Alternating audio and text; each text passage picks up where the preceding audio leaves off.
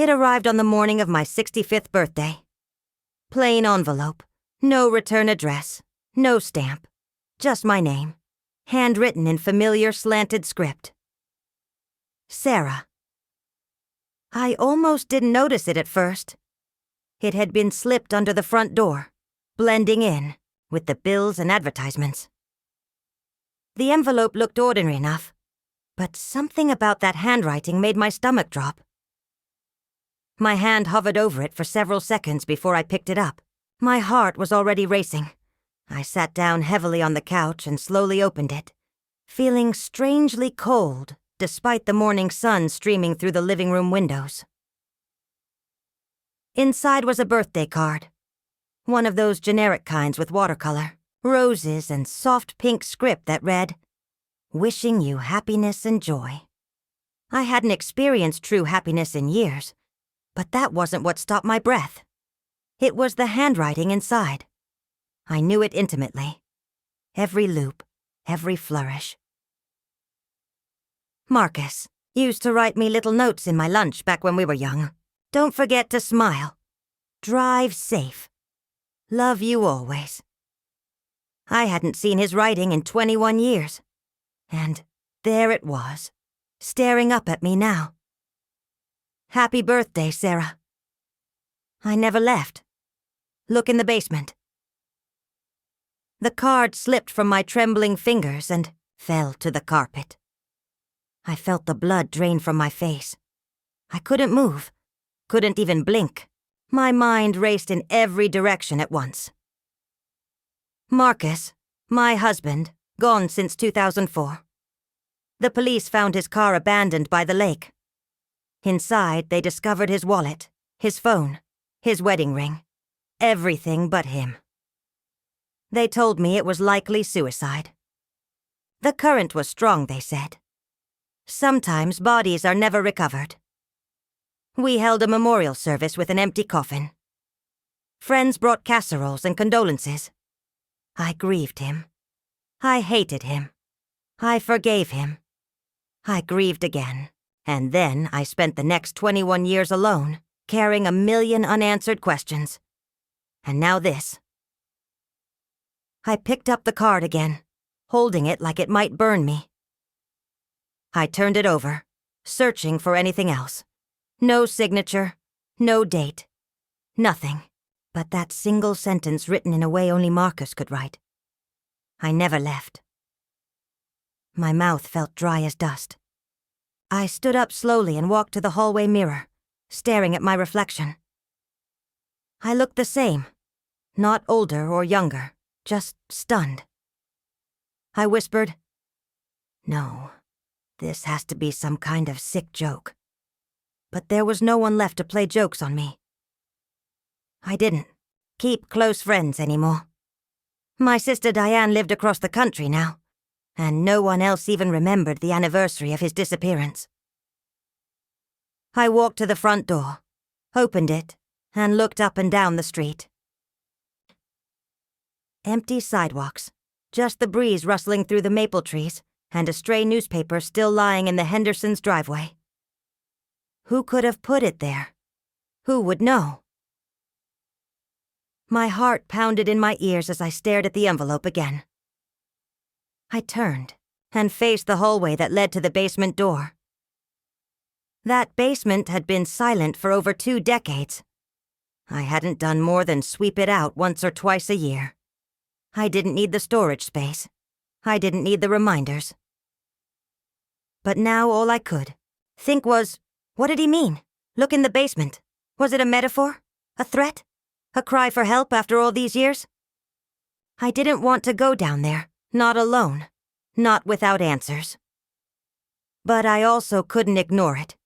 And deep down, beneath the panic and shock, there was something else. Hope. Not the innocent, joyful kind. No. This hope had jagged edges. It made my stomach turn, but it was there all the same. I took a shaky breath, grabbed the heavy flashlight from the kitchen drawer, and headed for the basement door. My hand trembled as I reached for the knob. Whatever I was about to find One thing was certain. My story, the story I'd told myself for 21 years, was about to change forever. Back in 2003, if you had asked me to describe my life, I would have called it ordinary, maybe even boring, but in the best possible way. I was 44, married for over 2 decades to Marcus Reynolds, a man who folded his newspapers with surgical precision and always left exactly 3 sips of coffee in the pot, like it was some kind of sacred ritual. We lived in a modest 3-bedroom house in a quiet Ohio suburb, just far enough from Cleveland to hear owls at night, but close enough for Marcus to commute to his job as a high school chemistry teacher. Students adored him for his terrible science puns and his uncanny ability to make complex formulas seem simple. He never forgot to lock the garage, always raked the leaves before the first snow, and didn't believe in replacing things until they completely fell apart. That included our 16-year-old washing machine, and some might say, our marriage. But we worked. We understood each other's rhythms. We didn't fight, not the explosive kind anyway. We made decisions together, planned vacations around our daughter's schedule, and had routines and quiet jokes that only the 2 of us understood. Was working part-time at the local hospital as a medical secretary back then. My world was small, but peaceful. Morning started with Marcus reading the sports section while I packed his lunch.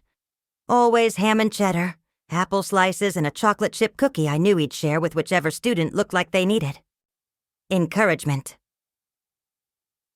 Evenings were quieter. Dinner, dishes, then sitting on the back porch while he graded papers, and I worked crossword puzzles from the newspaper. Our daughter, Lily, was in her junior year at Ohio State, majoring in psychology. She called twice a week, always with some new update about her internship, her roommates, or a professor who'd changed her perspective on something. I missed her terribly, but I was proud. Marcus was too, though he showed it differently than I did. His way of expressing love was more practical, sending her care packages with her favorite snacks, mailing newspaper clippings about career opportunities in her field. "She'll know I'm thinking of her," he'd say with that quiet smile I'd fallen in love with years ago. Looking back, there weren't fireworks in our marriage, but there was comfort. Deep, reliable comfort. And when you've been with someone long enough, that comfort feels like the most honest kind of love. Every Saturday night we ordered from Tony's Italian. We didn't even need to ask each other what we wanted anymore. Half pepperoni and mushroom for me, plain marinara for him. He always chose the movie, usually something with war submarines or heist plots, and I always fell asleep during the climax. He'd gently wake me when the credits rolled and say, "You missed the best part," with the same amused tone he'd used for 15 years. On Sunday mornings, we'd walk to the farmer's market downtown, hand in hand. He always carried the canvas bags. Even when I offered to help, we never talked about anything earth-shattering. Usually the weather, neighborhood news, whose kids were getting married or divorced. But I never felt bored. I felt safe, anchored, like the world could shift around us, but we'd remain constant. That's what made everything that came later so impossible to believe, because nothing had felt broken. Not really. There were no slammed doors, no whispered phone calls at midnight, no mysterious receipts or strange perfume lingering on his clothes. He was just there, consistent, predictable, mine. When people talk about warning signs, they always ask, "Weren't there any red flags?" And I've examined that question more times than I can count over the years. Maybe there were signs. Maybe they were so subtle I missed them completely. Or maybe, and this is what haunts me most, maybe he truly was everything he appeared to be until suddenly, inexplicably, he wasn't. The last birthday I spent with him was my 44th. He took me to a small cafe outside town. Nothing fancy. Just waffles, and good coffee. But he made sure they put a candle in my slice of strawberry cheesecake. The waitress sang off-key. Other customers clapped politely. And Marcus squeezed my hand under the table and said, "You're still my favorite puzzle." I smiled at that. It was the kind of thing he said often. A little cheesy, a little mysterious. At the time, I thought he meant I surprised him. Kept life interesting despite our comfortable routines. Now, I wonder if he meant something else entirely. But in that moment, in that cafe, I believed in us completely. I believed in our life, our shared story. I believed that no matter what came next, retirement, growing old together, maybe becoming grandparents someday, we'd face it side by side. I never imagined that less than a year later he'd vanish without a trace, or that 2 decades after that, I'd be standing in our living room holding a card that would unravel everything I thought I knew about him, about our marriage, and about myself. The truth I was about to learn has its own timeline. And sometimes it waits 21 years to surface. The first warning sign came quietly, like most disasters do. No dramatic confrontation, no tearful confession, just a forgotten anniversary dinner. It was the evening of our 25th wedding anniversary, October 8th, 2003. I remember because I'd circled it in red marker on the kitchen calendar months in advance. I'd made reservations at Bella Vista, the small Italian restaurant downtown where we'd celebrated our 10th and 15th anniversaries. I put on the navy dress he once said made my eyes look like midnight, and even applied lipstick, something I hadn't bothered with in months. Marcus wasn't home when I finished getting ready. I assumed he'd gone to pick up flowers, or maybe stopped at the jewelry store for a small surprise. I placed my purse by the front door and waited, checking my reflection one more time in the hallway mirror. 6 o'clock came and went. Then 6:30. At 7, the restaurant called to confirm our reservation. I tried calling Marcus, straight to voicemail. By 8 o'clock, I was still sitting on the edge of our bed in full makeup and heels, staring at the front door like willing it to open might make him appear. My heart wasn't racing with panic. What I felt was deeper than that. A slow, spreading ache in my chest. Marcus was many things, but forgetful wasn't one of them. He remembered birthdays, dental appointments, when the car registration expired. His reliability was part of his charm, part of what made me feel secure. So how could he forget this? When he finally walked in at 9:20, he looked genuinely surprised to see me dressed up. "Oh," he said, pausing in the doorway like he'd walked into the wrong house. "You're still awake." I didn't say anything. I couldn't. I was trying to swallow, the lump forming in my throat. "I had a faculty meeting," he continued, loosening his tie. "Budget discussions ran long. Lost track of time completely. No apology. Just that flat explanation, as if that somehow made everything okay." I looked at him. Really looked. His shirt was wrinkled. There was a coffee stain near the pocket, and he seemed exhausted. But more than that, he seemed completely unaware of the disappointment sitting in front of him. "I made reservations," I finally managed to say. "Our anniversary." He blinked slowly. "That's tonight?" That's when I felt something shift inside me. Not between us exactly, but within me, like a tiny thread had been pulled loose. Nothing snapped. Nothing tore completely. But I felt it just the same. He walked into the kitchen and opened the refrigerator. "I could make us some scrambled eggs," he offered without much enthusiasm. I almost laughed. Scrambled eggs on our anniversary. Instead, I nodded quietly and went to the bathroom, locked the door, and cried silently into a hand towel so he wouldn't hear. The next morning, There was a cellophane-wrapped bouquet of daisies sitting on the kitchen table. Gas station flowers. Not my favorites. He knew I preferred roses or tulips. But still, it was a gesture, a peace offering of sorts. I wanted to be angry, but something inside me whispered, "Don't make this bigger than it is. He's tired. He's human.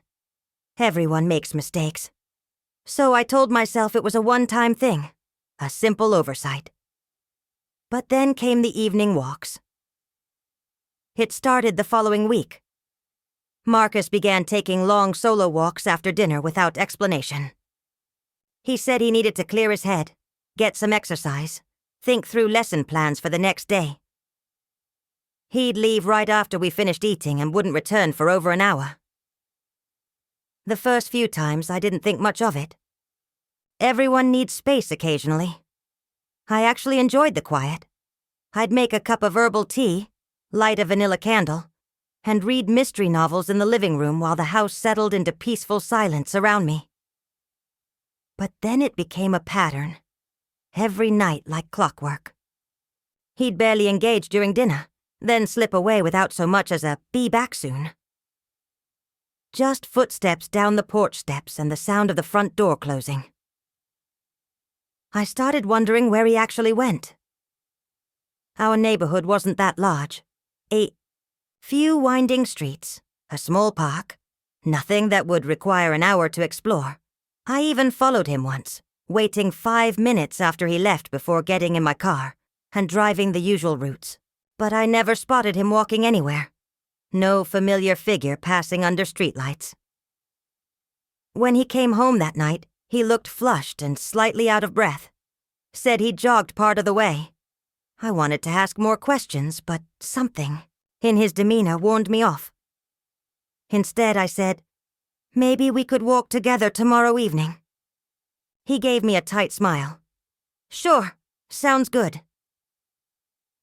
But the next night, he left again before I could even finish loading the dishwasher. That was when real doubt started forming. Not enough to accuse him of anything. Not enough to panic. Just a whisper of unease that followed me through the days. Something wasn't right. The man I'd married wouldn't disappear every night without explanation. The Marcus I knew would want to include me, or at least tell me where he was going. But I told myself, every marriage has quiet seasons. I told myself I was being paranoid, maybe even possessive. I told myself that love requires patience and trust, and all those other things you read in advice columns. I chose silence over confrontation. And in doing so, I missed the early cracks forming right beneath my feet. The changes didn't happen overnight. That's the part that still gets to me when I look back. You don't notice small cuts until you look down and realize you're bleeding everywhere. After the missed anniversary and the mysterious evening walks, something in Marcus began to fade. Or maybe it was something in me that started paying closer attention. But the man who used to surprise me with grocery store candy bars, just because he thought I'd smile, had become muted. Like someone had turned down the volume on his personality, and he didn't even notice. We used to talk about everything. Not just logistics like bills and schedules, but real conversations about books we were reading, dreams we still harbored, our fears about growing older. We used to lie in bed on Saturday mornings and laugh about how neither of us understood social media or how we kept meaning to repaint the guest bathroom, but never did. Now our conversations had shrunk to bare necessities. Did you pay the electric bill? There's leftover soup in the fridge. I'll be working late tonight. Nothing more. No jokes, no questions about my day, no warmth. I remember one morning in particular. I had gotten up early to make him a real breakfast, not just toast and coffee. I made pancakes the way he liked them, fluffy with real maple syrup, plus turkey sausage and fresh orange juice. I even set out the good plates, the ones we'd received as wedding gifts but rarely used. He came downstairs, glanced at the spread and said, "Thanks," before taking his plate to the table. No eye contact, no kiss on the cheek. Just that flat, distracted acknowledgement. He ate in silence, scrolling through emails on his phone. I sat across from him, waiting for something. A smile, a compliment, even just a moment of connection. None came. When he left for work, I stood in the doorway and watched him walk to his car. He didn't wave, didn't glance back. I spent that entire day feeling like a stranger in my own home. That summer, Marcus stopped coming to bed at the same time as me. At first, he claimed he was grading papers late. Then it became, "Can't sleep, don't want to keep you awake." Eventually, I'd just find him already asleep on the living room couch when I came downstairs in the morning, the TV still flickering with late-night infomercials. I tried to bridge the growing distance between us. I'd put on music we used to dance to in the kitchen. I'd reach for his hand when we walked to the mailbox together. I even suggested a weekend getaway to the bed and breakfast where we'd spent our honeymoon. He smiled at that suggestion, a strained, polite smile that never reached his eyes. "Things are just really hectic right now at school," he said. "Maybe after the semester ends." But things were always hectic. There was always another semester, another reason to postpone connection. Eventually, I stopped trying. Not out of anger, I wasn't angry. I was exhausted. Tired of reaching across a widening gap and never feeling his hand meet mine. The hardest part wasn't the loneliness, though that was crushing enough. It was the invisibility. There's a specific kind of pain in realizing that the person you share a bed with no longer truly sees you. That you've become part of the furniture, background noise, a figure in the periphery of their life instead of at the center. At church one Sunday, Mrs. Patterson asked Marcus how we were doing. He answered, "Same as always," without even glancing at me. I smiled and nodded, playing my assigned role. That had become my function, the smiling, nodding wife who agreed with whatever narrative he presented to the world. Later that week, I got a haircut and highlights. Nothing dramatic, just enough to frame my face differently and feel refreshed. I came home, put on a new burgundy sweater, and made his favorite pot roast for dinner. He didn't notice, didn't comment on my hair, didn't mention the effort I'd put into the meal. Just served himself a plate, ate methodically while reading a teaching journal, and disappeared downstairs to the basement afterward. That was another new pattern. The basement. Marcus started spending hours down there after dinner. He said he was organizing old teaching materials, but I never heard much movement. Just the sound of the door closing, the light clicking on, and long stretches of silence. Sometimes I'd stand at the top of the stairs and listen, straining to understand what he was doing down there. Once I even called down, "Need any help?" He didn't answer. I waited for what felt like forever before walking away, quietly, ashamed for even asking. Over time, I began to shrink. Not physically, but emotionally.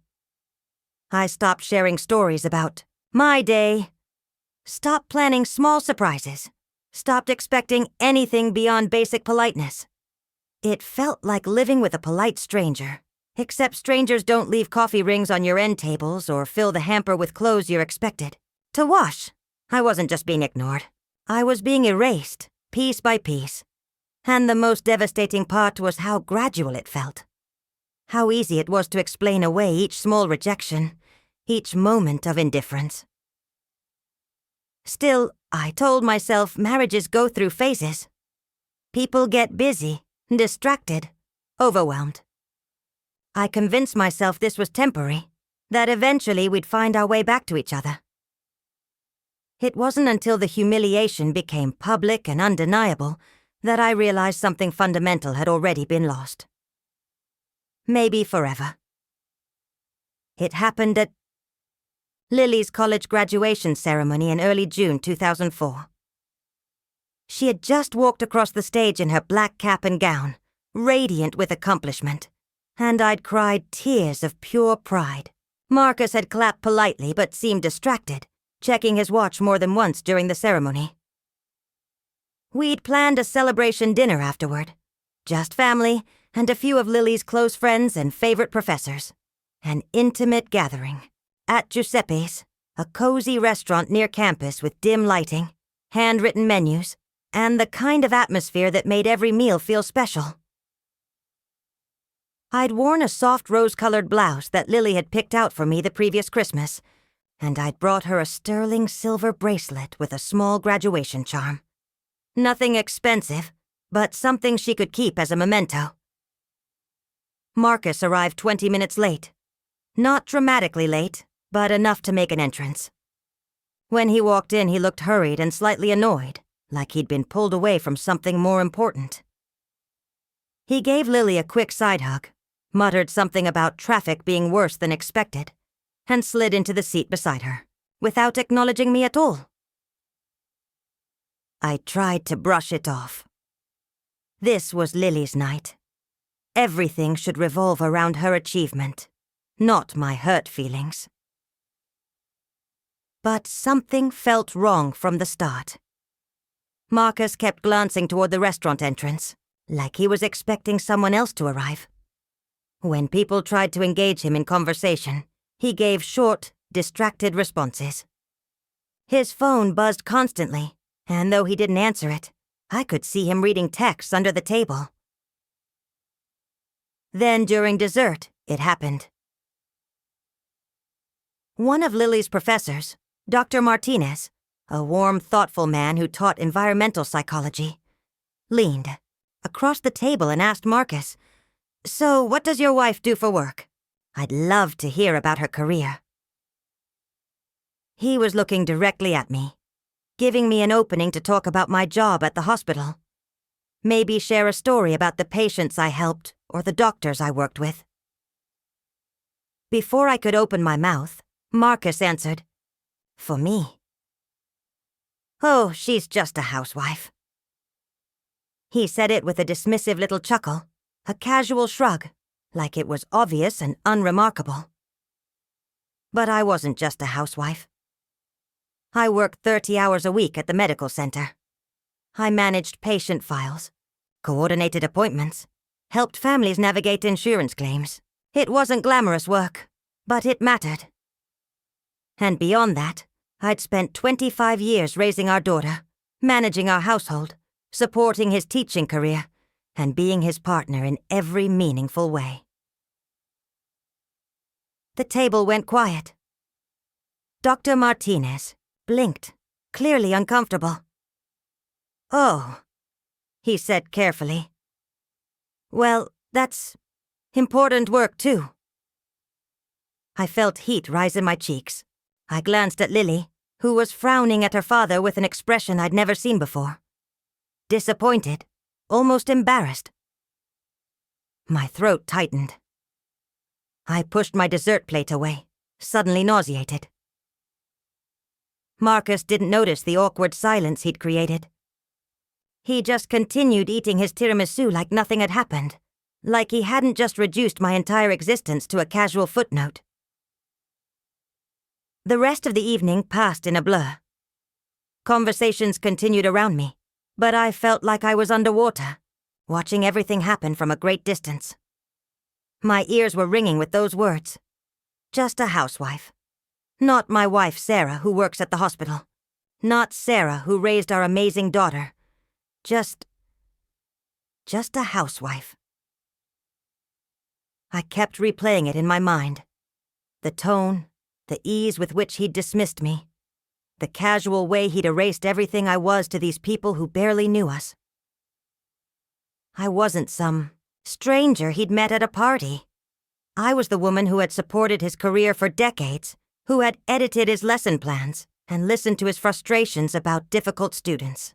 I was the person who had comforted him when his father died, who had managed every detail of our move when he changed schools, who had loved him since before any of these people even knew his name. And now I was just a housewife. When the check came, I reached for it instinctively. My hands were shaking as I pulled out my credit card. Marcus didn't offer to split it or pay it himself. He just leaned back and said, "You've got this, right?" Like we hadn't been married for 25 years. Like my money wasn't our money. Like my contributions to our life together were somehow separate from his. That was the moment something inside me cracked. Clean and irreversible. It wasn't about the money. It wasn't even about the words exactly. It was about the way he'd said them, with complete indifference, like I was an accessory to his evening rather than his partner in life. That night, I cried in the bathroom of our hotel room, pressing a washcloth to my face to muffle the sound. Marcus didn't knock on the door, didn't ask if I was okay. He just went to bed, probably assuming I was being emotional about Lily graduating. I lay on the cold tile floor for almost an hour, listening to the hum of the air conditioning and trying to remember the last time I'd felt like his equal instead of his burden. From that night forward, I stopped trying to prove my worth to him, because in that moment, surrounded by people who respected our daughter's achievements, I finally understood that I didn't matter to Marcus anymore. Maybe I hadn't mattered for a long time. And that realization was the beginning of my silent withdrawal, even before he physically left for good. After Lily's graduation dinner, something fundamental shifted between Marcus and me. Something that never shifted back. The change was quiet, but absolute, like a door closing softly but permanently. I stopped asking where he went on his evening walks. I stopped reminding him about our weekly phone calls with Lily. I stopped making coffee for 2 in the mornings. It wasn't dramatic or vindictive. There were no slammed doors, no ultimatums, no heated arguments. Just silence. A mutual, unspoken drift apart. Marcus spent even more time in the basement now, far more than before. Sometimes he'd emerge looking dusty and distracted, muttering something about organizing old files or sorting through boxes. Other times, I wouldn't even hear him come back upstairs. I'd go to bed alone and wake up to find the couch cushions, still indented from where he'd slept. That spring, I began to feel like a guest in my own home. We still shared the same space, but we moved around each other like strangers in a hotel lobby. Polite, careful, distant. I'd be folding laundry in the living room, and he'd step around the basket without saying a word. I'd cook dinner and leave his portion covered on the stove. Sometimes he ate it. Sometimes I'd find it untouched the next morning. One afternoon in May, I came home from grocery shopping to find that Marcus had cleared out the whole closet. Not all of it, just my things. My raincoat, my gardening gloves, the wool scarf Lily had knitted for me 2 Christmases ago. Everything was folded neatly and stacked in a cardboard box by the back door. When I asked him about it, he said flatly, "I needed the space for my teaching supplies." No apology, no discussion. That was the moment I knew I was being systematically edged out, piece by piece, room by room. But I didn't argue. I didn't demand explanations. Instead, I quietly moved my things to the bedroom closet and tried to convince myself it didn't matter. After all, how much space did one person really need? In early June, I packed a small suitcase and drove to visit Lily for a long weekend. I told Marcus I needed some time away, just a change of scenery to clear my head. He didn't ask where I was going or when I'd be back. He just nodded without looking up from his newspaper and said, "Okay." Lily didn't ask too many questions either, but I could see the concern in her eyes. She made up the guest bed without fuss, then sat with me on her small apartment balcony, with mugs of chamomile tea and a soft throw blanket. We watched the sunset and talked about everything except why I was really there. But I think we both understood that something was ending back home, even if neither of us was ready to say it out loud. I did return on Sunday evening, driving home through a thunderstorm that seemed to match my mood. When I opened the front door, the house was dark and silent. Marcus wasn't there. The TV was off. The mail was piled untouched on the kitchen counter. And there was a half-eaten sandwich sitting on the table with no note explaining where he'd gone. I stood in the kitchen for a long time, listening to the rain against the windows, and waiting for some sign of life. Footsteps upstairs, the sound of his car pulling into the driveway. Anything. But the house felt empty in a way that went beyond physical absence. That's when I first wondered if he was planning to leave. Not consciously, maybe, but some part of me sensed that this wasn't just emotional distance anymore. This was preparation. Then came the morning that shattered any remaining illusions about our marriage. It was a Wednesday, June 23rd. I remember because it was the day before Lily's birthday, and I'd been planning to call the bakery to order her favorite chocolate cake for a small family celebration that weekend. Marcus said he was going to the hardware store to pick up some supplies for a summer school project. I barely looked up from my gardening magazine as I nodded. He grabbed his keys from the hook by the garage door and left, not bothering to close the door completely behind him. I finished reading an article about companion planting, watered my kitchen herbs, and settled in to plan Lily's birthday menu. Hours passed. By late afternoon, I was wondering what could possibly take so long at the hardware store. By evening, I was pacing. By midnight, I was calling his cell phone over and over, each call going straight to voicemail. I left message after message, my voice getting smaller and more desperate with each one. By morning, when he still hadn't returned, I called the police. 2 days later, they found his car parked on a gravel road about an hour north of town, near a state park with hiking trails that led to a deep, fast-moving river. His wallet was on the front seat. His keys were still in the ignition. His wedding ring was sitting on the dashboard. There were no signs of struggle, no witnesses, no note. The police said it appeared to be suicide, that he'd likely walked into the river and been swept away by the current. They told me it wasn't uncommon for bodies to never be recovered in that particular area. But something didn't feel right. Marcus wasn't depressed, at least not in any way I'd recognized. He wasn't the type to hurt himself. He was methodical, careful, a planner. If he'd wanted to end his life, wouldn't he have left some explanation? Some closure? Still, what other explanation was there? People don't just vanish into thin air. The investigation lasted 6 weeks. Search teams combed the riverbank. Divers searched the deeper pools. They interviewed his colleagues, his students, our neighbors. Everyone described the same man I knew. Quiet, reliable, devoted to his family and his work.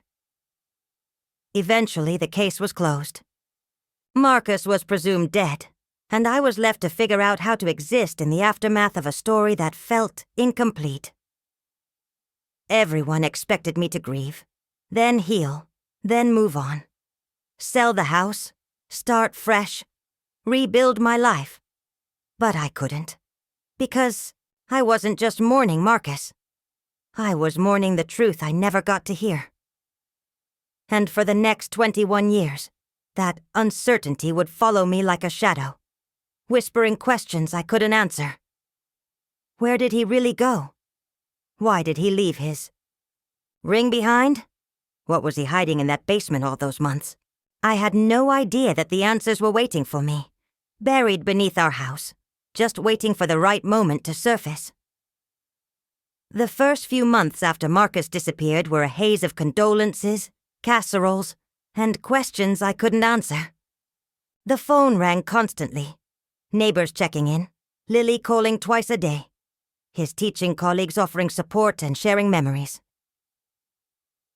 Mrs. Henderson from next door brought over a tuna casserole every Tuesday for 6 weeks.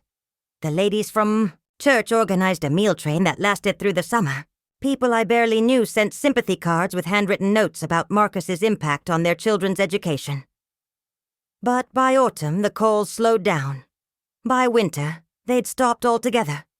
You can only say, "How are you holding up?" So many times before the conversation becomes uncomfortable for everyone involved. Lily flew in and stayed for 2 weeks after the memorial service. She tried to convince me to come live with her in Columbus, at least temporarily. "You shouldn't be alone in that house, Mom," she said, packing up Marcus's clothes with gentle efficiency. Too many memories. But I couldn't leave. Not yet. Leaving felt like giving up, like accepting that he was really gone, when so many questions remained unanswered. "I'll think about it," I told her, which we both knew meant no. After she left, the house settled into a different kind of silence. Not the comfortable quiet Marcus and I had shared in our better years, but something heavier, like the air itself was holding its breath. I developed strange routines. I'd make coffee for 2 out of habit, then pour the second cup down the sink. I'd set the table for dinner, then remember I was eating alone and put away the extra plate and silverware. I'd catch myself listening for his footsteps on the stairs, or the sound of his keys in the door. At night, I'd lie awake staring at his side of the bed, the pillows still arranged the way he'd left them. I couldn't bring myself to move them or claim the extra space. It felt like erasing him completely, and I wasn't ready for that level of finality. The basement became my greatest source of anxiety. That door at the bottom of the stairs seemed to pulse with secrets I wasn't prepared to face. I'd avoided it completely during those last months when Marcus was acting strange, respecting his need for space, even as it carved out a hollow ache in my chest. Now that space felt haunted, not by his ghost, but by all the questions he'd left behind. The one time I tried to go down there, about 3 months after he disappeared, I made it exactly 4 steps before turning around and rushing back upstairs. The air felt too thick, too heavy with memories and implications I couldn't process. Told myself I'd sort through his things eventually, when I was stronger, when it hurt less, when I had answers that would help me understand what I was looking at. But days turned into weeks, weeks into months, and I never felt ready. By the first anniversary of his disappearance, I'd stopped leaving the house except for absolute necessities. Groceries were delivered. I'd given up my job at the hospital, couldn't concentrate, couldn't face the sympathetic looks from coworkers who'd run out of things to say. My world had shrunk to the size of our house, and even within those walls, certain rooms felt off limits. The basement, obviously, but also his study, where his reading glasses still sat on the desk next to a half-finished crossword puzzle. The garage, where his tools hung in their designated spots, like he might walk in any moment and reach for his favorite screwdriver. Survived on frozen dinners and canned soup. My clothes hung loose. I'd lost weight without trying, without caring. When I caught glimpses of myself in mirrors, I looked like a woman fading away, becoming translucent with grief and unanswered questions. The worst part wasn't the sadness, though that was crushing enough. It was the uncertainty. Widows have a defined path forward. Painful, but clear. They grieve, they heal, they eventually rebuild. But what do you call someone whose husband might be dead, might be missing, might have chosen to disappear? What's the protocol for that kind of limbo? Wasn't a widow. I wasn't divorced. I was something in between. A woman frozen in time, waiting for a story that might never have an ending. Friends and family meant well, but their advice felt hollow. You need closure. they'd say. You have to move on. As if closure was something you could order online, as if moving on was a simple matter of willpower. Dr. Patricia Chen, the grief counselor Lily convinced me to see, was kind but couldn't offer what I really needed. Answers. She helped me understand the stages of ambiguous loss, gave me coping strategies for anxiety and depression, but she couldn't tell me why Marcus had been spending all that time in the basement. She couldn't explain the evening walks or the emotional distance that had preceded his disappearance. Sometimes, she said gently during one of our sessions, we have to learn to live with questions that don't have answers. But I wasn't ready for that kind of acceptance. Not yet. So I existed in a strange, suspended animation, neither fully living nor completely broken. I paid bills, maintained the house, spoke to Lily when she called. From the outside, I probably looked like I was coping reasonably well. Inside, I was drowning in the space between knowing and not knowing. Years passed. 2, then 5, then 10. The sharp edges of grief dulled into a constant, manageable ache. I developed new routines that didn't include Marcus-shaped holes. I started volunteering at the library, found comfort in organizing books and helping patrons find what they were looking for. Lily got married to a wonderful man named David, and I walked her down the aisle because her father wasn't there to do it. She had 2 children, Emma and Jake, who knew their grandfather only through stories and photographs. They called me Grandma Sarah and filled my heart with a different kind of love, one that didn't require answers to thrive. But still, the basement remained untouched. A museum of mysteries I wasn't brave enough to explore. I told myself I was healing, moving forward, building a new life from the pieces Marcus had left behind. And in many ways, that was true. But deep down, in the quiet moments before sleep, or during long winter afternoons, I knew I was still waiting. Waiting for him to walk through the door with an explanation. Waiting for the police to call with new information. Waiting for some external force to provide the closure everyone said I needed. I never imagined that the truth would arrive on my 65th birthday, slipped under my door like a secret too dangerous to deliver in person. I never imagined that the basement I'd avoided for over 2 decades would hold the answers I'd been afraid to find. But some stories refuse to stay buried forever. Some truths have their own timeline, their own sense of justice.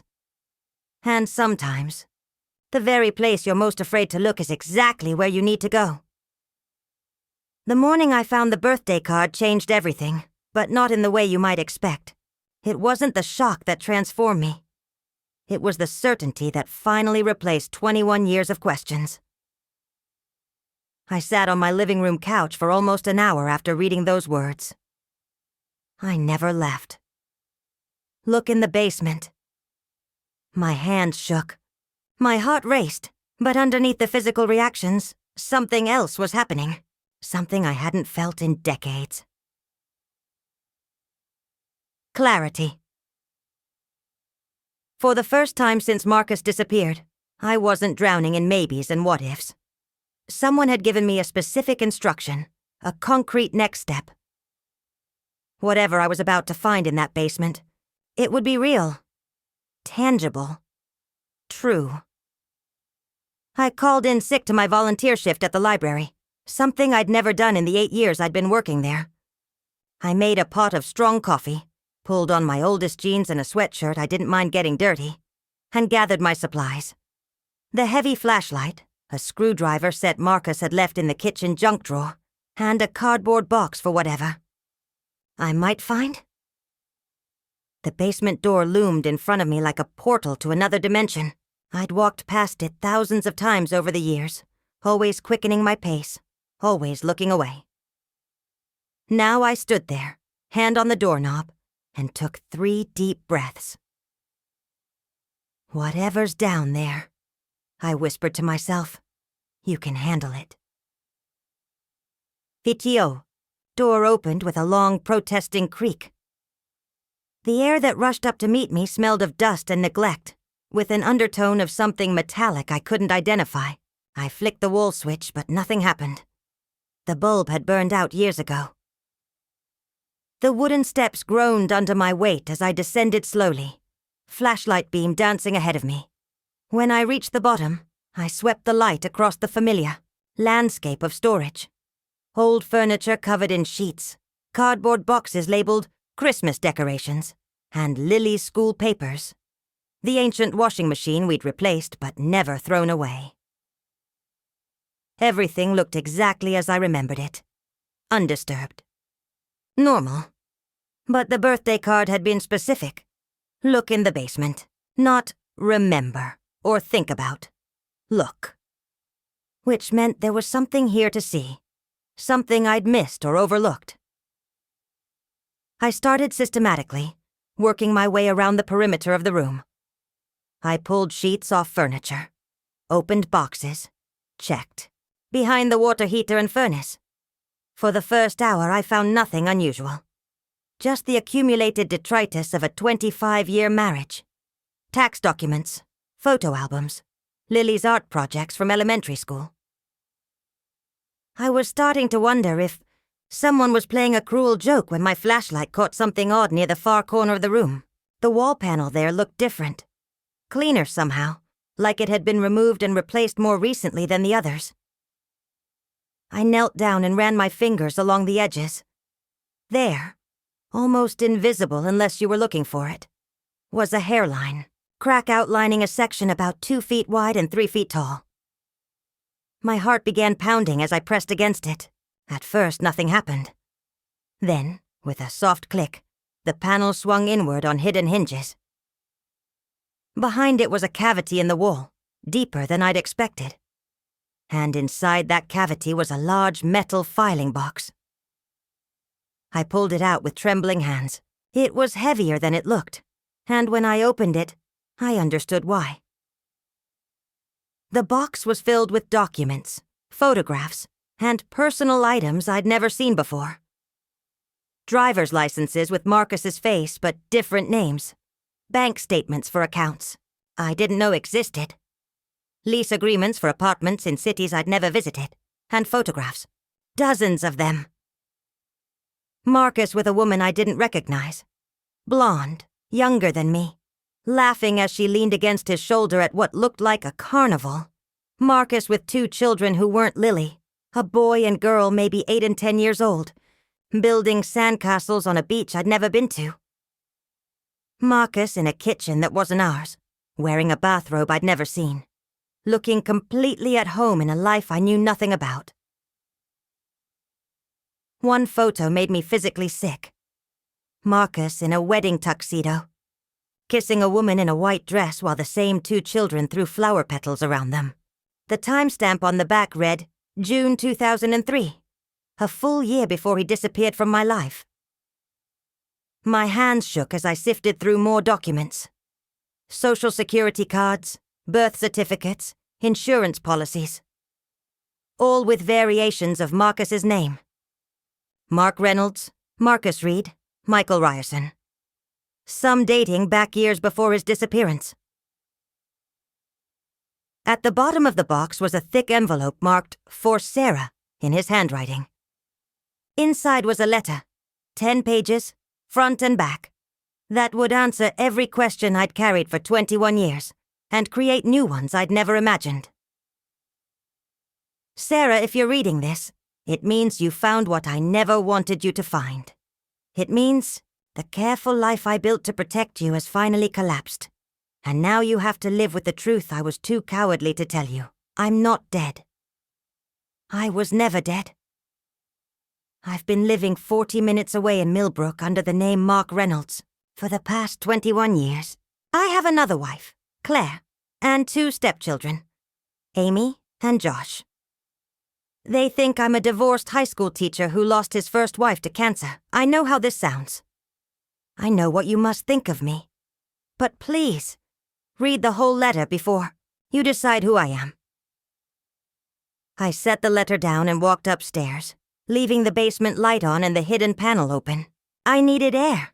Needed space to process what I'd already learned before reading the rest of his explanation. In the kitchen, I poured myself a glass of water and stood at the sink, staring out at the backyard garden I'd tended alone for over 2 decades. The roses were blooming.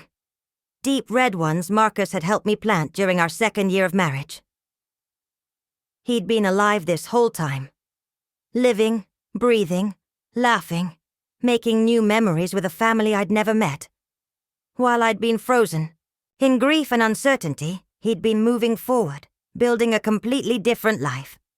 The betrayal was so complete, so absolute, that I almost couldn't feel it. It was too big for emotions. It was like being told the sky wasn't blue, or that gravity had been a lie. But I needed to know everything. I needed to understand how this had happened, why he'd chosen this particular form of cruelty. So I went back downstairs and picked up the letter again. I know you're wondering why. Why I didn't just divorce you. Why I let you think I was dead. Why I chose the most painful possible way to leave. The truth is, I fell in love with Claire in 2002. We met at a teaching conference, and for the first time in years, I felt alive again. Not that you weren't a good wife. You were. You are. But something in me had gone quiet, and being with her brought it back to life. I tried to end it. I tried to stay with you and make our marriage work. But I couldn't stop thinking about her. Couldn't stop wanting a different life. The evening walks. I was driving to Millbrook to see her. The time in the basement. I was planning how to disappear without destroying you financially. I know that sounds insane, but in my mind, letting you think I was dead was kinder than admitting I'd chosen someone else. If I divorced you, you'd spend the rest of your life wondering what you'd done wrong, why you weren't enough. If I died, you could grieve and heal and find someone who deserved you. I staged the car by the river, left. My wallet and ring to make it look convincing. I'd been using the other identity, Mark Reynolds, for months by then, building credit, establishing residency in Millbrook.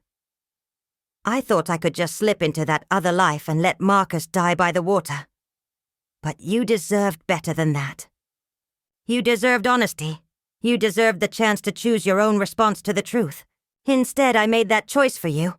And I've regretted it every day since. I'm writing this letter now, in 2005. Because I can't live with the secret anymore. I'm going to hide it with the other documents. And someday, when you're strong enough, when enough time has passed, maybe you'll find it. Maybe you'll finally understand. I loved you, Sarah. I still love you. But I loved the idea of a different life more, and I was too weak to handle that honestly. You were never the problem. I was. Marcus, I read the letter 3 times before setting it aside. Then I sat in the basement surrounded by evidence of his double life and felt something I hadn't expected. Relief. For 21 years I'd wondered if I'd driven him away. If I'd been a bad wife, a boring companion, someone worth abandoning. I'd replayed every argument, every moment of distance, every way I might have failed him. Now I knew the truth. Marcus hadn't left because of who I was. He'd left because of who he was. Selfish, cowardly.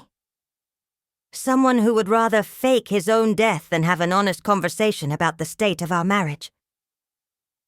The man I'd grieved for over 2 decades had never existed. The faithful husband, the devoted father, the reliable partner. All of it had been a performance. A role he'd played while building an entirely different life in secret. But here's what he didn't understand. What his letter made painfully clear. He thought he was protecting me by disappearing. He thought grief would be kinder than rejection. He was wrong, because grief is honest. Grief respects the truth of what was lost. But what I'd been living with wasn't grief. It was a lie so profound it had warped my entire sense of reality. I sat there in the basement where he'd hidden his secrets. I felt anger begin to bloom in my chest. Not the hot, explosive kind, but something colder and more determined. Marcus thought he could control the story even from a distance. He thought he could manage my pain, dictate my healing, decide what version of the truth I could handle. But he'd underestimated me. The woman he'd left behind wasn't the same person who would find his secrets 21 years later. I'd grown stronger in his absence, more self-sufficient, more sure of my own worth. And now that I knew where he was, now that I had proof of his lies, I was going to take back control of our story. Not for revenge. I wasn't interested in destroying his new life. But for truth. For dignity. For the closure he'd stolen from me when he chose to vanish instead of being honest. It was time to pay Mark Reynolds a visit. I didn't rush into anything. That's not my nature. And 21 years of living alone had taught me the value of careful planning. For 3 days after finding the letter, I went about my normal routine. Volunteering at the library, tending my garden, having my weekly phone call with Lily, while my mind processed everything I'd learned. The rage was there, simmering just below the surface, but it was controlled, purposeful. I'd spent over 2 decades believing I was a woman whose husband had committed suicide. Now I knew I was a woman whose husband had committed fraud. The legal implications alone were staggering. Marcus had staged his own death, collected life insurance money, which I'd never touched, keeping it in a separate account for Lily's future, and bigamously married another woman. He'd built an entire identity on lies, and let me carry the weight of his supposed death. But before I involved lawyers or police, I needed to see him face to face. I needed him to look at me, the real me, the woman who'd survived his abandonment, and explain himself. On Thursday morning, I called the Yachts library and told them I had a family emergency that would keep me away for a few days. Then I drove to Millbrook.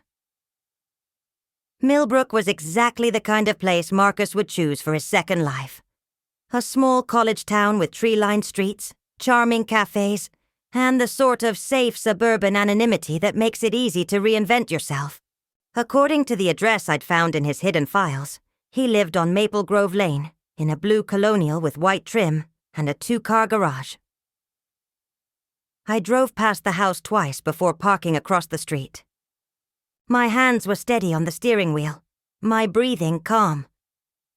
I felt like I was watching myself from a distance, observing a woman about to confront the ghost who'd haunted her for 21 years. The house looked like something from a catalog.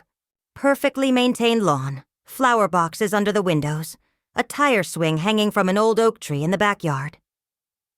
2 bicycles leaned against the garage door, one adult-sized, one clearly belonging to a teenager.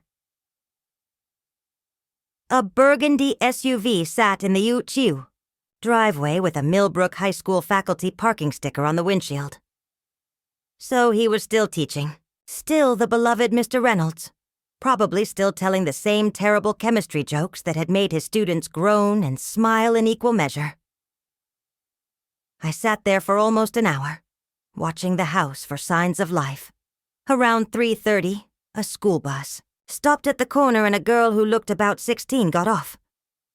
She had dark hair pulled back in a ponytail and wore a Millbrook High volleyball uniform. This had to be Amy, the stepdaughter Marcus had mentioned in his letter. She walked up the driveway with the confident stride of a teenager who felt safe in her world, pulled keys from her backpack, and let herself into the house. 10 minutes later, music began drifting from an upstairs window. Something pop and energetic that seemed to match her youthful energy. At 4:15, the burgundy SUV pulled into the driveway. My breath caught as the driver's door opened and Marcus stepped out. He was older, of course, grayer, a little heavier around the middle, but unmistakably the man I'd been married to for 25 years. He wore khakis and a blue button-down shirt, carried a leather messenger bag I'd never seen before, and moved with the same deliberate pace I remembered. He looked content, relaxed, like a man living exactly the life he'd chosen. I watched him gather some papers from the passenger seat, lock the car, and walk toward the front door of his picture-perfect house. Just before he reached the porch, he paused and looked directly at my car. For a moment, our eyes met across 21 years of silence. His face went pale, and I saw his mouth open slightly in shock. Then he took a step backward, nearly dropping his bag. I opened my car door and stood up slowly. I wasn't hiding anymore. "Hello, Marcus," I called across the street. My voice carried clearly in the quiet suburban air. "We need to talk." He stood frozen on his front lawn, staring at me like I was a ghost, which I suppose from his perspective I was. I crossed the street calmly, my steps measured and deliberate. When I reached the edge of his driveway, I stopped and looked at him more closely.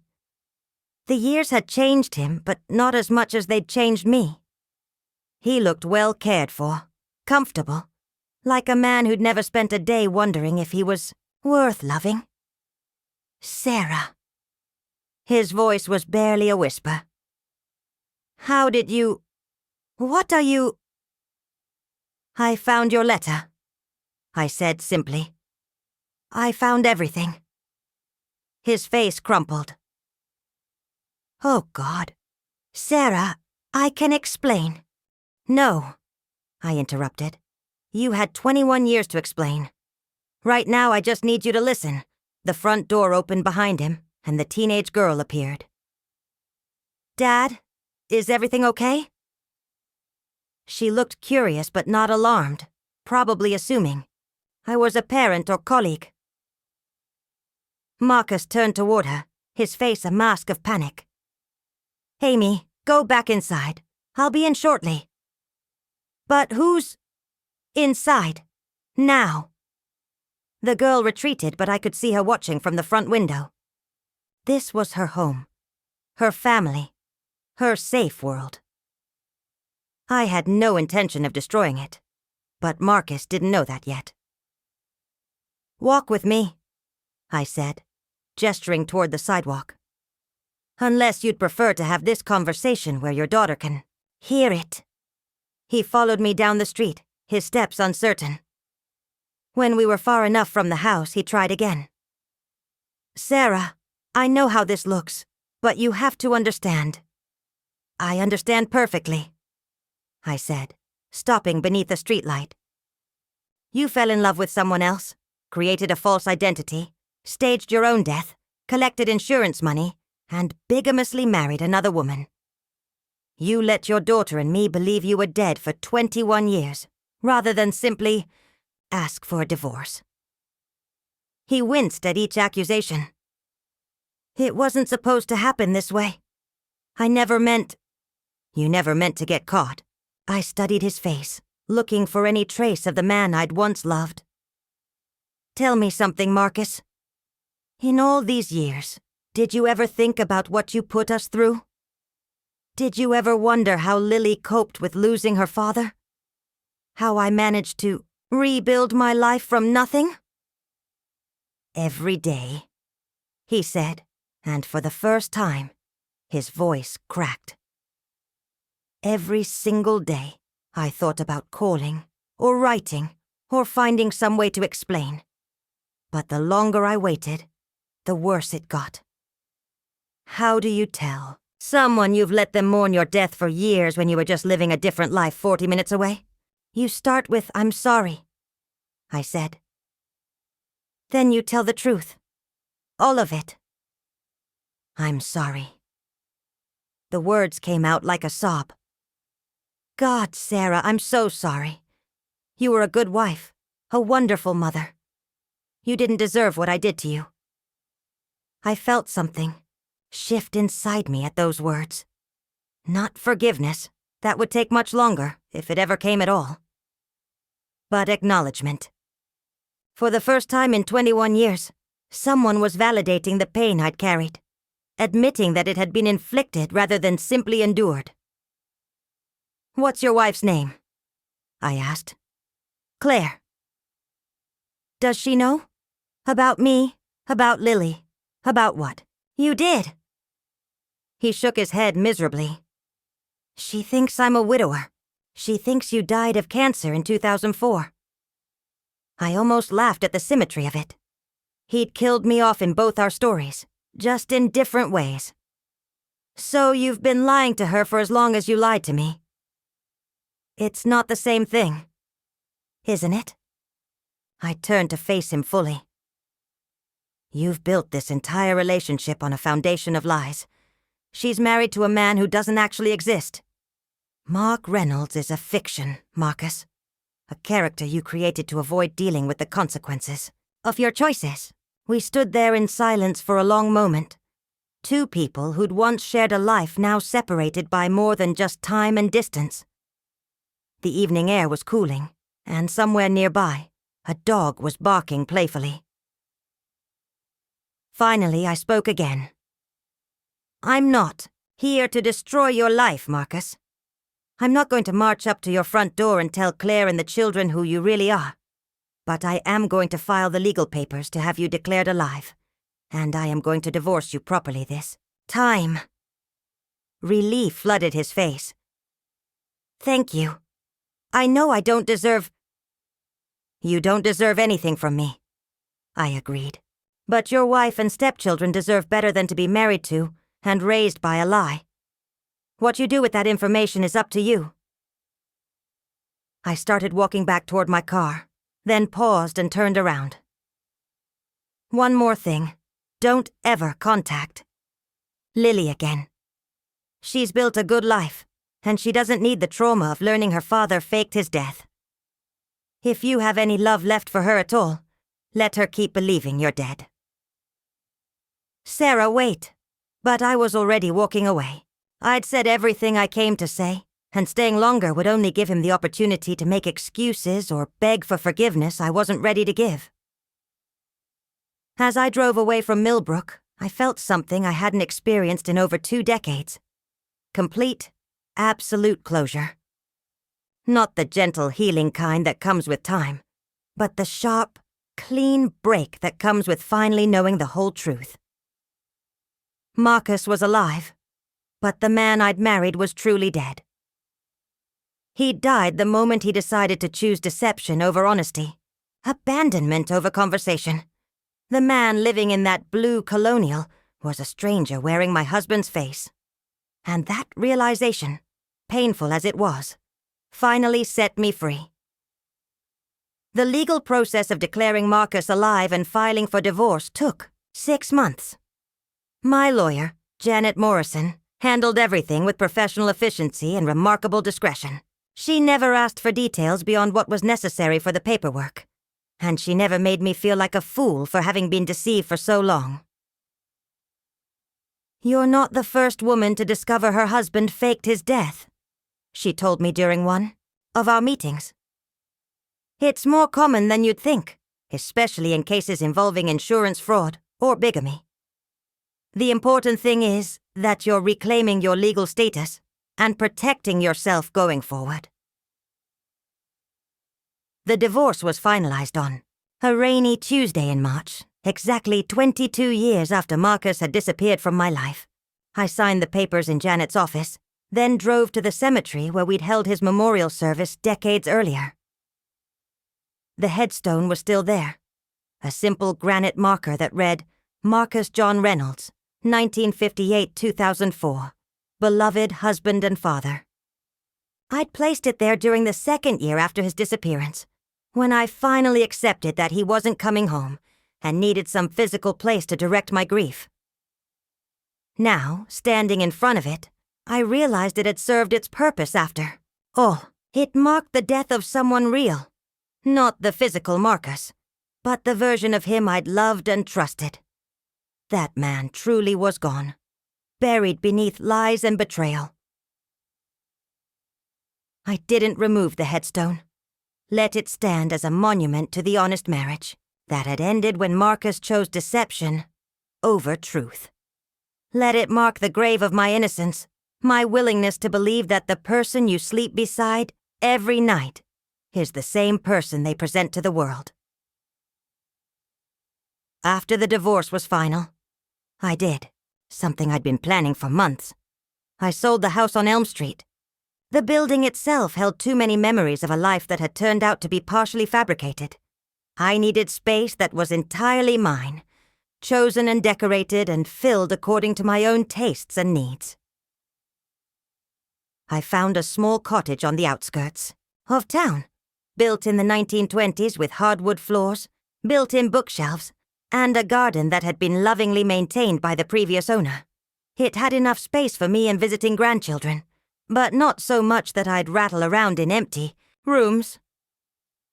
Moving day was surprisingly liberating. I donated most of the furniture Marcus and I had chosen together, keeping only the pieces that felt truly mine. My grandmother's china cabinet, the rocking chair where I'd nursed Lily, the dining table where I'd helped her with homework through elementary school. I left behind everything that belonged to our shared story, and kept only what belonged to mine. Lily helped me pack and unpack, flying in from Columbus with David and the kids for a long weekend. She'd been surprisingly accepting when I finally told her the truth about her father. Not all of it, just that he'd been alive when he disappeared and had chosen to start a new life elsewhere.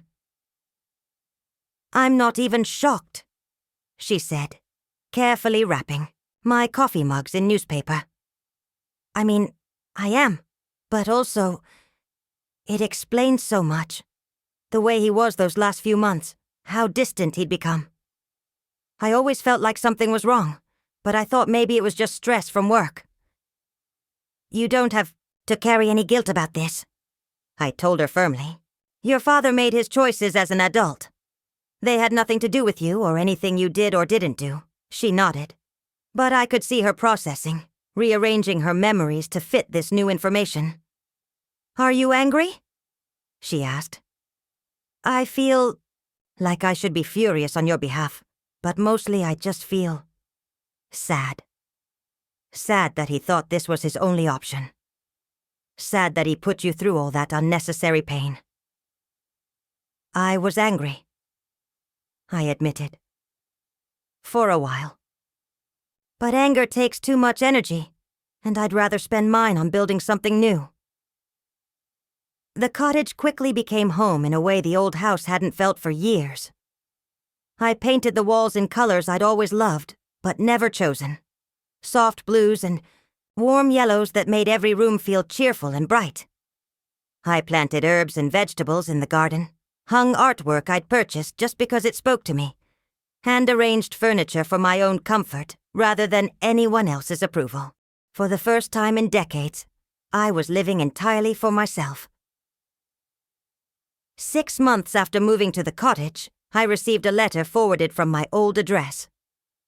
The return address was Millbrook, but the name on the envelope wasn't Marcus. It was Claire Reynolds. I stared at the envelope for a long time before opening it. Marcus had clearly told his wife the truth, and now she wanted to say something to me.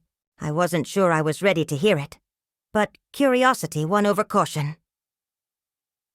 "Dear Sarah, I hope you don't mind me writing to you.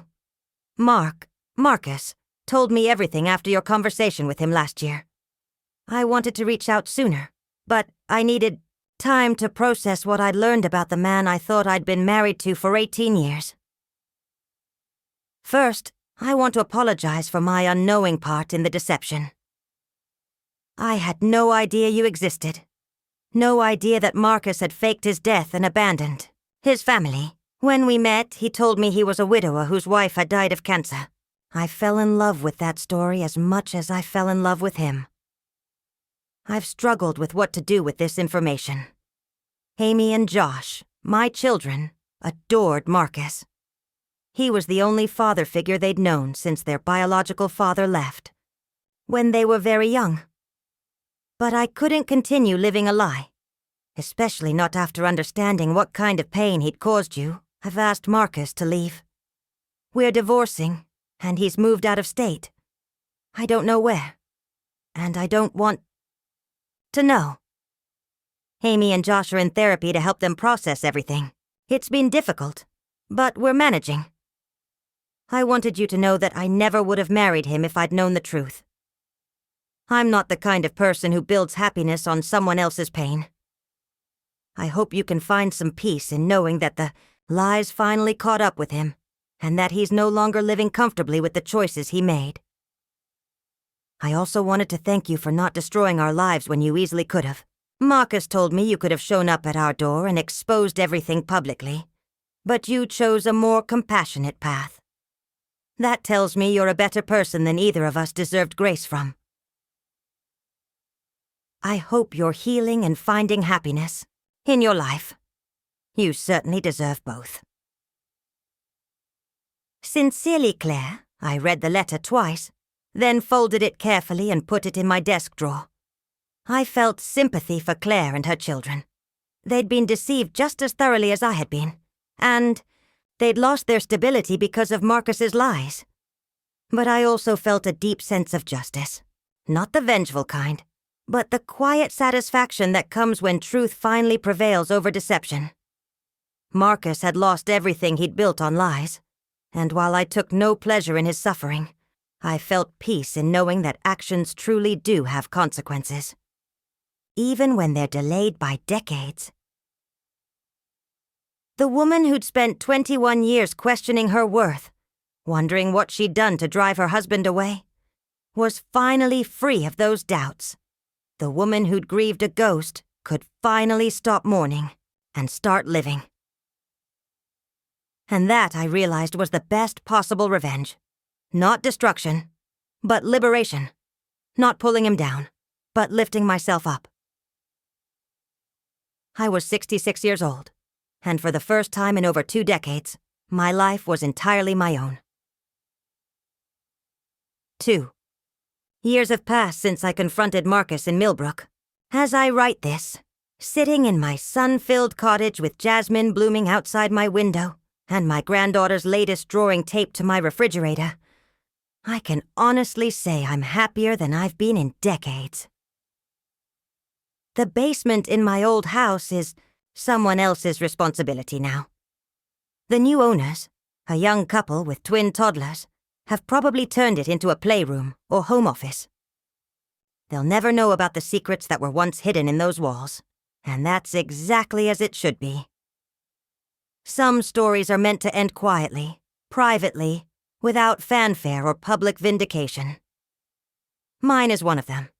I still volunteer at the library 3 days a week, and I've started teaching a memoir writing class at the senior center. Helping other people tell their stories has become a passion I never knew I had. There's something profoundly healing about witnessing someone else's truth, about helping them find words for experiences they thought were unspeakable. Many of my students are women of my generation who've lived through their own versions of deception and abandonment. We don't always share the specific details, but we recognize something in each other. A particular kind of strength that comes from surviving betrayal and choosing to rebuild, rather than remain broken. Lily visits often, sometimes bringing Emma, and Jake for weekend sleepovers that fill my cottage with laughter and the kind of joyful chaos that makes a house feel alive. The children know their grandfather died when they were too young to remember him, and that's enough. Some truths are too heavy for young shoulders, and I'm content to let them grow up believing in a simpler story. David, Lily's husband, has become the son I never had. He helps me with household repairs, listens to my stories about his wife's childhood, and treats me with the kind of respect and affection that makes me understand what a healthy marriage looks like.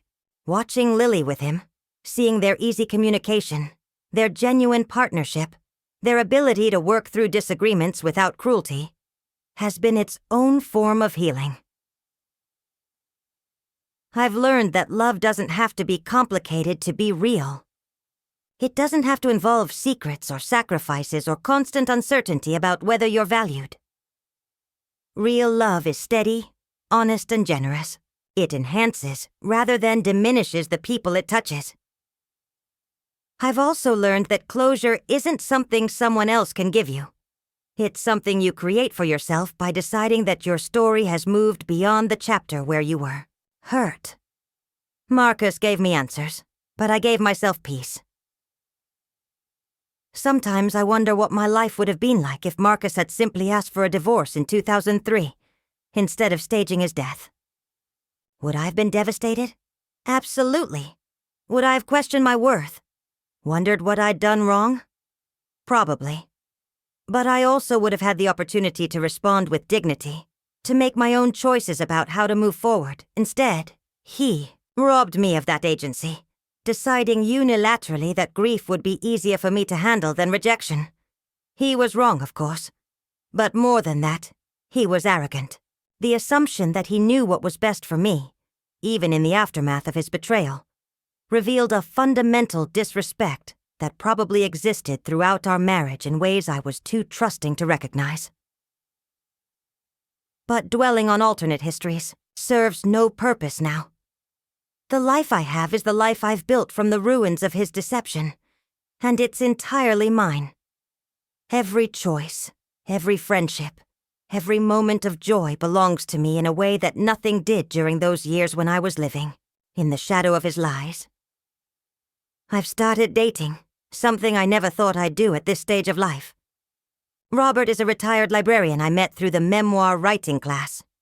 He's kind, honest to a fault, and has been faithfully divorced for 10 years after his wife left him for her personal trainer. He makes me laugh, helps tend my garden, and treats me like someone whose opinions and feelings matter. We're taking things slowly, building friendship before romance, and I'm learning what it feels like to be courted by someone who sees me clearly and likes what he sees. There are no secrets between us, no hidden compartments in our conversations. When he says he's going somewhere, he goes there. When he makes a promise, he keeps it. It's revolutionary, this simple honesty. I'd forgotten what relationships could be like when both people are committed to truth. Last month, Robert and I took a trip to Ireland, my first international travel in over 20 years. We spent a week exploring villages and countryside, staying in bed and breakfasts run by couples who'd been married for decades and still seemed to genuinely enjoy each other's company. One evening, as we sat in a pub in County Cork, listening to traditional music and watching local couples dance, Robert asked me if I'd ever consider remarrying. Maybe, I said, surprising myself with the answer. If the right person asked. He smiled and squeezed my hand. Good to know. The woman who might remarry someday is someone I'm still getting to know. She's braver than the person I used to be, more independent, less willing to shrink herself to accommodate someone else's comfort. She knows her own worth and doesn't need external validation to feel valuable.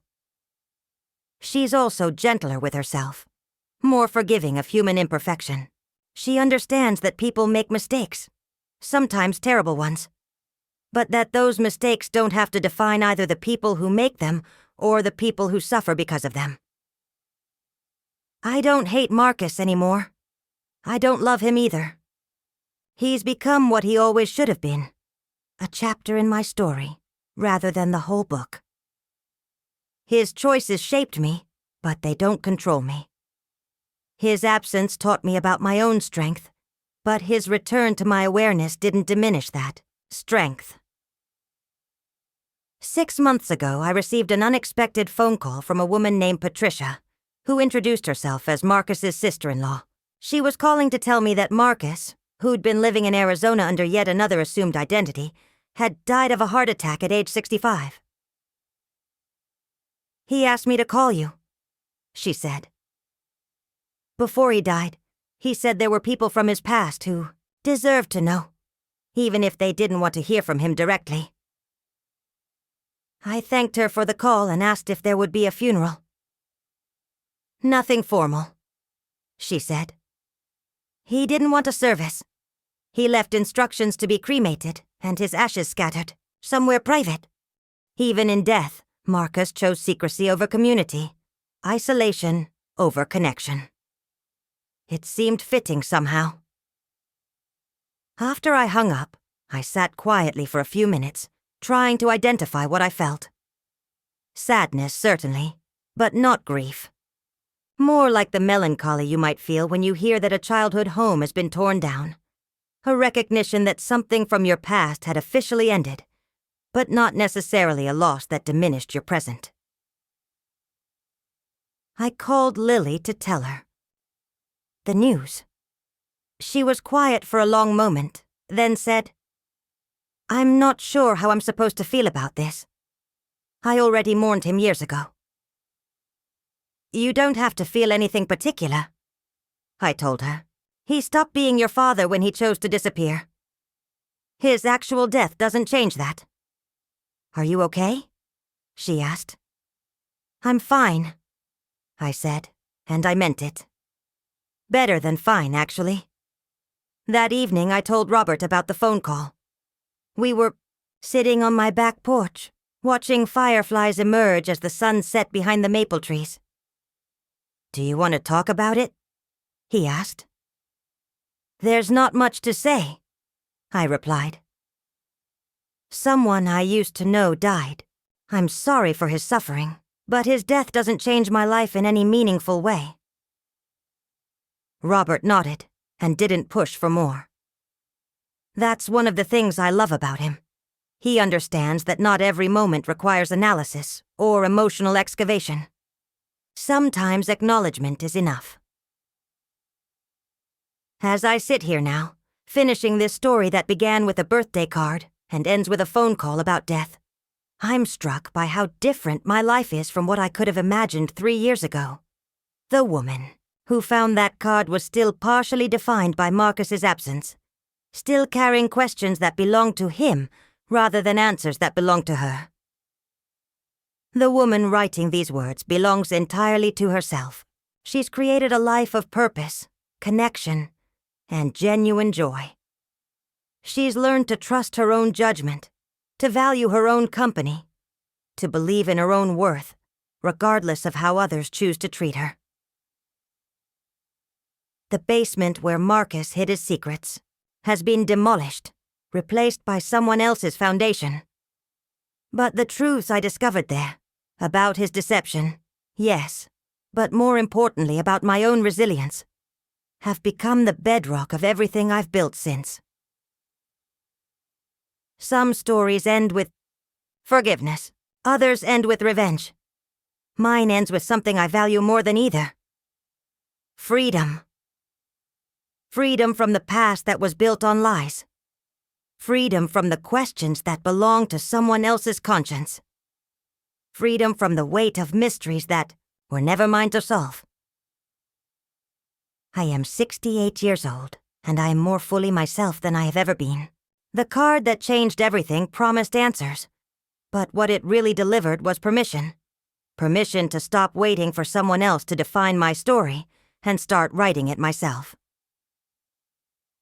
And this is how it ends. Not with Marcus, not with the man who thought he could control my narrative from a distance. It ends with me, in my own home, surrounded by people who see me clearly and love me honestly, finally and completely free. The basement is empty now. The secrets have been aired, the truth has been told, and I'm no longer afraid of the dark.